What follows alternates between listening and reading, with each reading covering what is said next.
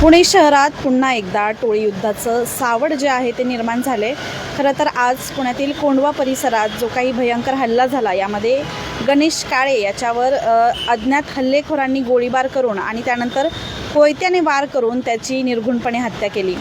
या प्रकरणात मिळालेल्या प्राथमिक माहितीनुसार गणेश काळे जो आहे तो समीर काळे याचा भाऊ असून समीर हा सोमा गायकवाड टोळीतील एक सदस्य आहे। खरं तर हा सक्रिय असा सदस्य आहे आणि पोलिसांनी याबाबत जी प्राथमिक तपास केला त्यामध्ये अशी माहिती समोर आली आहे की समीर काळे यानेच वनराज आंदेकरच्या खुनात जी काही पिस्तुलं वापरली होती ती पिस्तुलं मध्य प्रदेशातून आणली होती। सध्या समीर काळे जो आहे तो कारागृहात आहे आणि त्याचाच भाऊ म्हणजे गणेश याची आज निर्घृणपणे कोंढवा परिसरात हत्या करण्यात आली।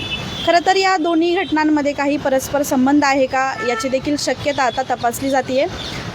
गणेश काळेवर तब्बल 6 राऊंड गोळीबार करण्यात आला आहे आणि त्यानंतर हल्लेखोरांनी जे आहे त्याच्यावरती कोयत्याने वार केले।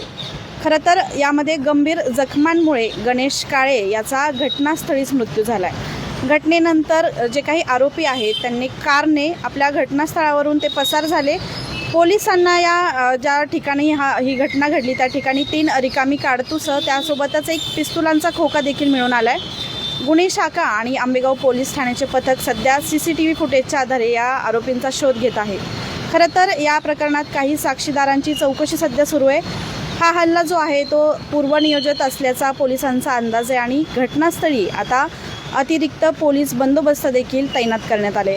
खरं तर हे जे टोळी युद्ध आहे तर आता यामध्ये कोणती नवीन माहिती समोर येत आहे आणि पुणे शहरातील आपण एकूणच जे पाहिलं तर जे काही गुन्हेगारी वाढतीये तर त्या अनुषंगाने ही जी घटना आहे ती देखील फार महत्त्वाची आहे आणि याबाबत पोलीस कशा पद्धतीने या घटनेचा तपास करतील हे देखील पाहणं आता महत्त्वाचं ठरणार आहे।